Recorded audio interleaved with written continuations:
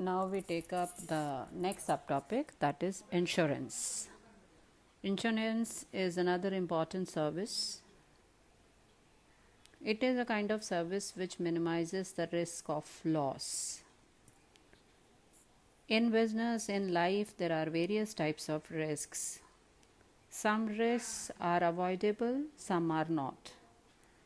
Now, how we can avoid the risks? In order to avoid the risk, we have to take the insurance. Insurance is an aid that helps us to avoid certain risks of losses in business also and in life also. Insurance is a contract which is made between two parties.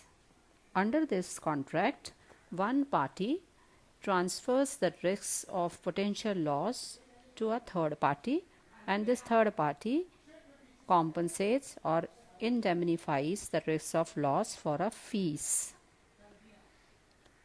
Now, in insurance, there are certain very important terms which we need to understand first.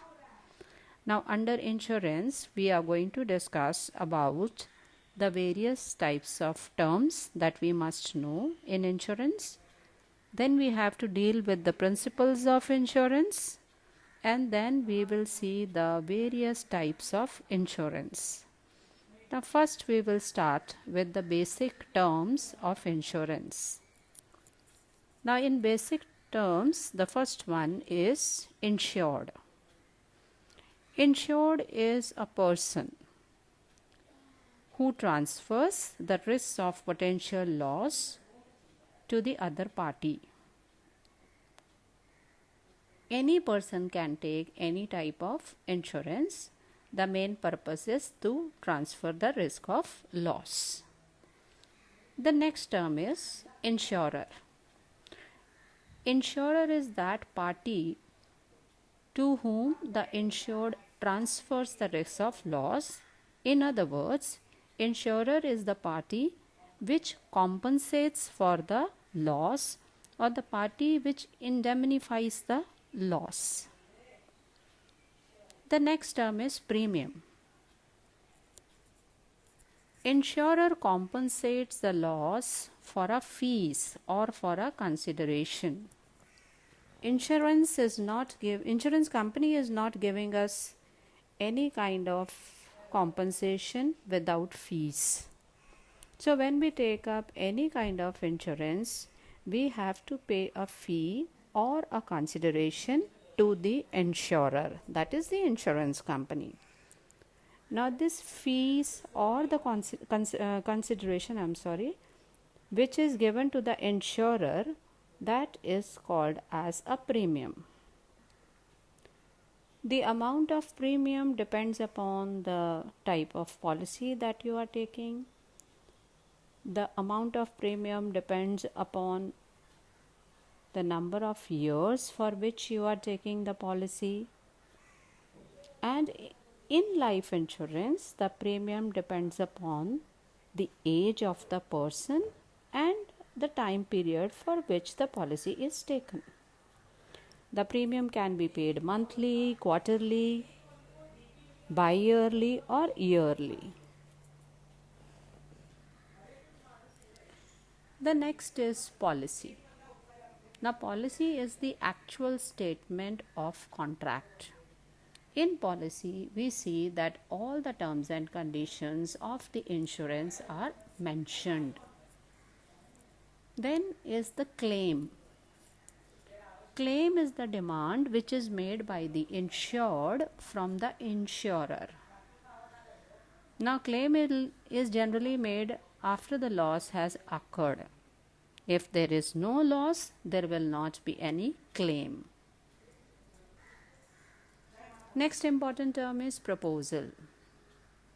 Proposal is a written request, and this request is made by a person, that is the insured, to the insurance company, that is the insurer, to issue him a specific kind of policy. The next is subject matter. Subject matter means the property against which we are taking the insurance. What are we actually insuring? That is subject matter. Now, in case of life insurance, life of the person is going to be the subject matter. If we are taking insurance for our flat, flat is the subject matter. If we are insuring our bike, bike is the subject matter. So these are the important terms, students, which you have to properly learn. Only then you will understand the principles of insurance. What all terms we discussed, I go through once again. That is insured, the party who is actually taking the insurance, the party who actually wants to transfer the risk of potential loss to a third party. Insurer is generally the insurance company. This company is going to give compensation for the loss. Premium we discuss. Premium is nothing but the fees or the consideration which is charged by the insurer from the insured. Because the compensation is not free, it will be always in exchange of premium, that is fees or the consideration. Then we discussed about the policy, that is the statement of contract. Now, policy contains all the terms and conditions of the insurance. Then we said claim. Claim is demand which is made by the insured from the insurer, and claim is always made by the insured when the loss has occurred. Proposal, that I told you that it is a written request which is made by the insured. This request is made to the insurance company for issuing a particular type of insurance policy. The last was subject matter. Subject matter means the property, the assets against which we are taking the insurance. What exactly we want to insure, that is called as subject matter.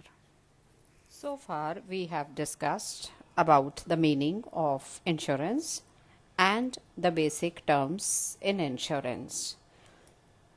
We know that insurance is a contract which is made between two parties, and these two parties are the insured and the insurer. Whenever we sign any kind of contract, we must see to it that contract is a valid contract. That contract should not be null and void in the eyes of law. In order to make the contract of insurance a valid one, there are certain principles which we must follow while signing this particular contract. There are altogether 7 principles of insurance.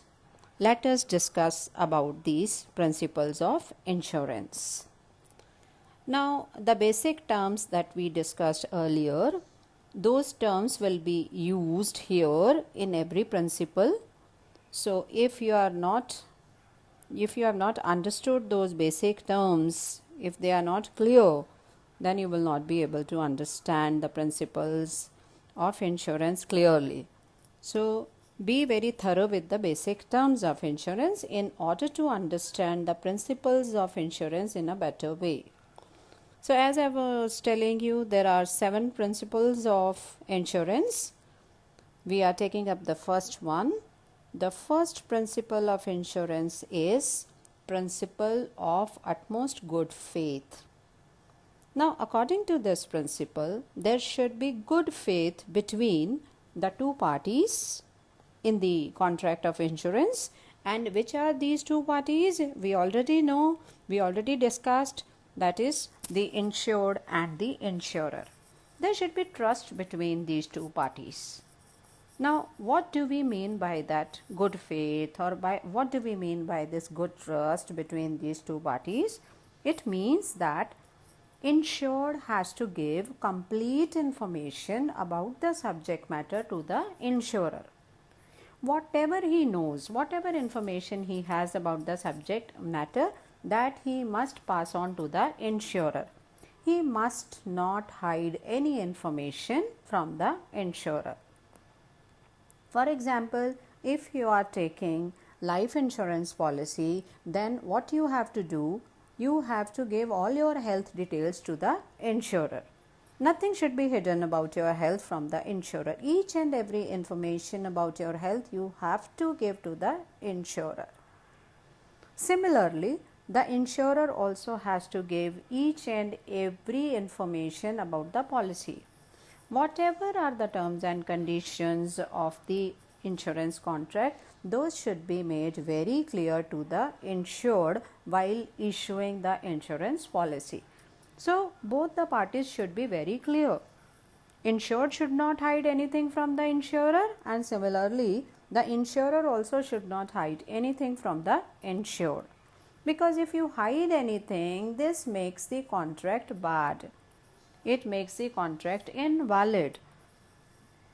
Now, in case of life insurance, for example, if you are taking it, the policy if you are taking, and at that time you are not disclosing the fact that you have earlier suffered a heart attack, and later what happens? You die with another heart attack.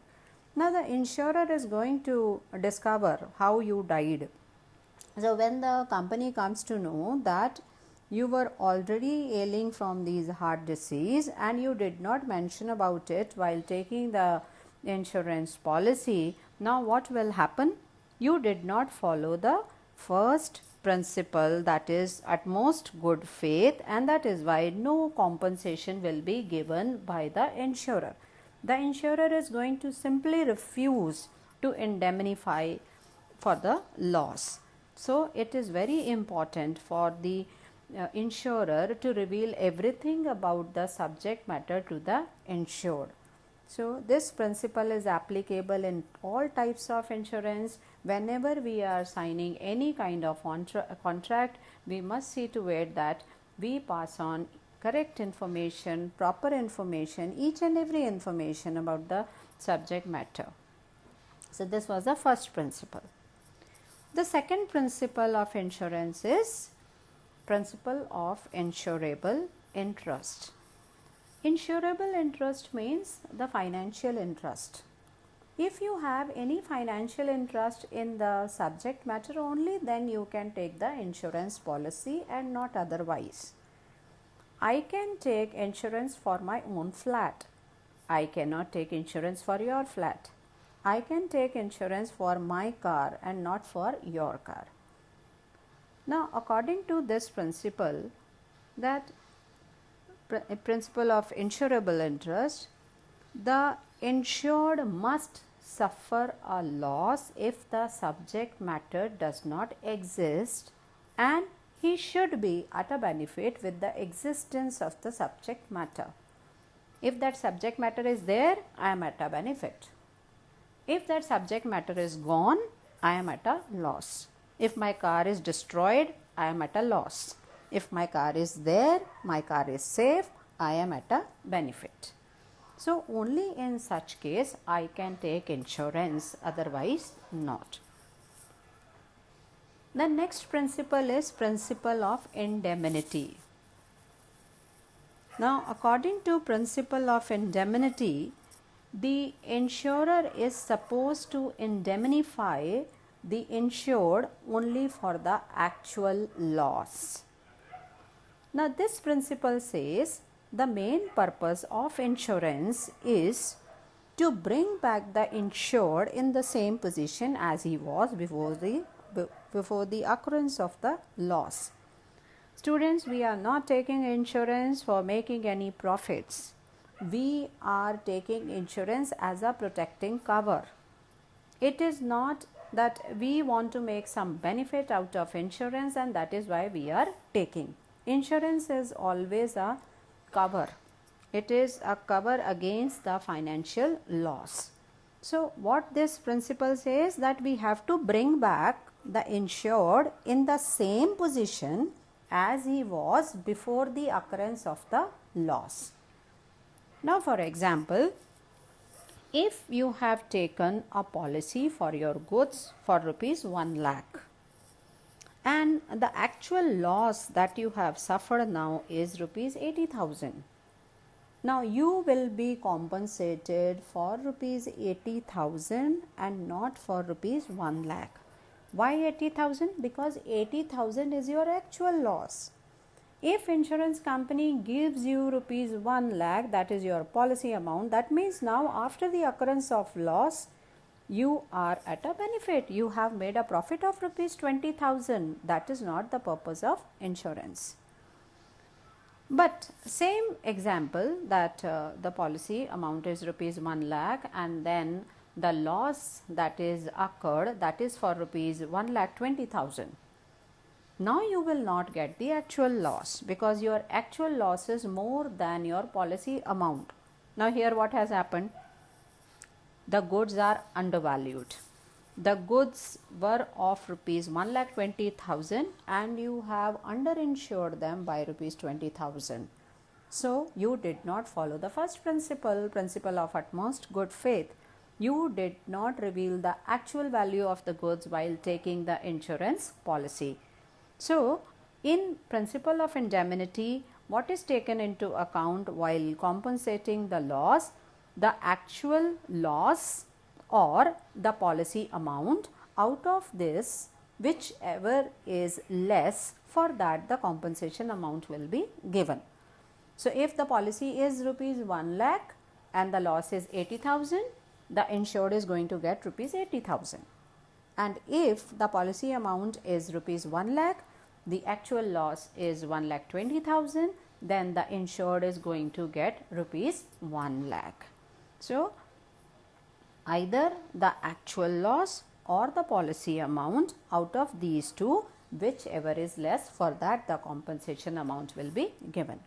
Students, this principle of indemnity is not applicable in case of life insurance. When we take life insurance, there whatever is the policy amount, the compensation is given for the same amount.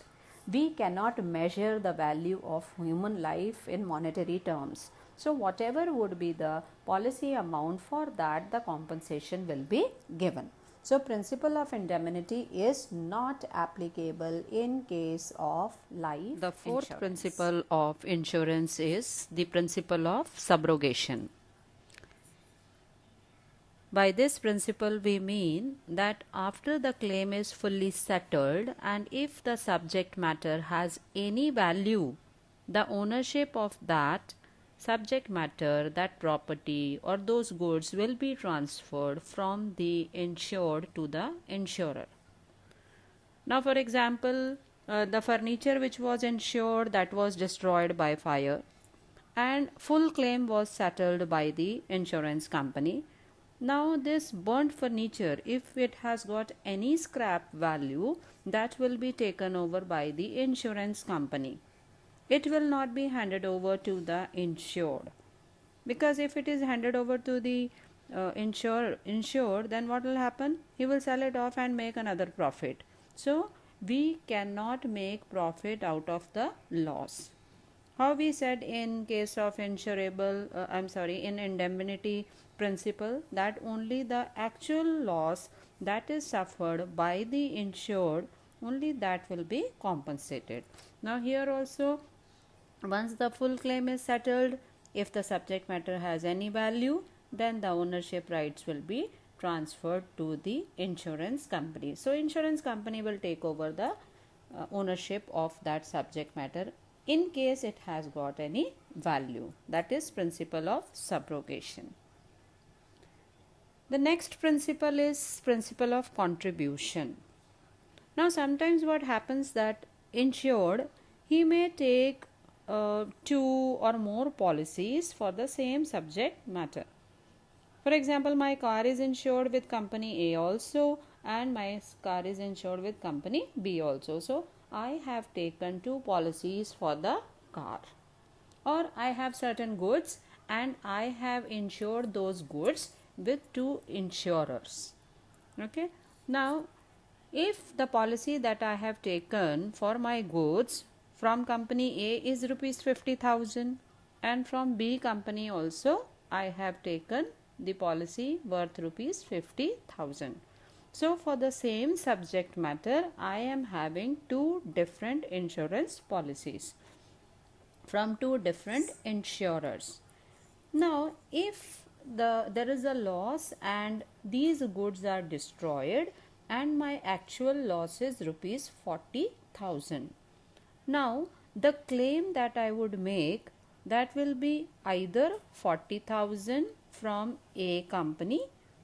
I cannot make a claim of rupees 40,000 from company A also, and from B also I make a claim of rupees 40,000. That cannot be done. Now what are the options over here for me? I can claim 40,000 from company A. Once this claim is settled, what company A can do is, company A can recover 20,000 from company B. That can be done. Or otherwise, I can claim rupees 20,000 from company A and I can claim 20,000 from company B. Both the insurers have to contribute in the loss. I cannot take the entire loss amount from both the companies. Again, if I do that, what I will be doing, I am again making a profit out of the loss, which is not the principle of insurance. As earlier also I told you that whenever we are taking insurance, it is not for making profits. It is not taken for the purpose of some monetary benefits. It is always taken as a protecting cover. So in principle of contribution, we must keep in mind that if we are having two policies for the same subject matter, then both the insurers have to contribute in the loss. Same amount twice I cannot claim from both the companies. That is principle of contribution. The next principle is mitigation of loss. By mitigation of loss, we mean that minimizing the loss. Now, when we are taking insurance, we must keep in mind that the insured property we have to safeguard. It should not happen that once the policy is taken, we will just ignore about the protection of the subject matter, about the property. We will not take care. That cannot happen. Now, suppose if you come to know that there is a fire and the goods are being destroyed, so what you should do? You should not think that no problem, if there is a fire, goods are getting destroyed, no problem, I am going to get the entire amount for the loss from the insurance company. I don't have to do anything. That you cannot do. The moment you see that the fire has occurred, it is your duty that you have to immediately call the fire brigade people. Because in the investigation, the insured is going to make an inquiry whether you had called the fire brigade people or not on time or not. If they find that from your side you did not put any effort to stop the fire, they will refuse to pay you the compensation amount. So, why they are refusing? Because you did not follow this principle of mitigation of loss. If I take life insurance policy, that doesn't mean that I have to go home and commit suicide. So, if I have committed suicide, I will not get any compensation amount from the insurance company. Why? Because I did it purposely. Okay. So, whenever we take insurance policy, we must also see to it that we put in our best efforts to protect the subject matter. The next and the last principle is principle of causa proxima. By this principle, we mean that what was the cause, the nearest cause of the loss. Many a times what happens that the causes may be many. The subject matter is destroyed and the causes were many of that destruction. So we have to find out what was the proximate cause or what was the closest cause of that loss. Now if that if that cause is insured, that is, if that cause is mentioned in the insurance policy, only then the insurance claim will be made and not otherwise. So we have to see that subject matter was destroyed and the reason behind that destruction was this particular cause, and then further we have to see whether that cause is there in the policy, that is the statement of contract where all terms and conditions are given. So if that cause is mentioned in that, only then the insurer is going to compensate for the loss. But if that cause is not mentioned, then the loss amount will not be given to the insured. That is principle of causa proxima. So students, there are altogether 7 principles of insurance we discussed. The first one we discussed was utmost good faith. Second one we discussed insurable interest. Then we discussed principle of indemnity. Then we discussed principle of subrogation, principle of contribution, principle of mitigation of loss, and the last we discussed is the principle of causa proxima. Now we take up the next subtopic, that is insurance. Insurance is another important service. It is a kind of service which minimizes the risk of loss. In business, in life, there are various types of risks.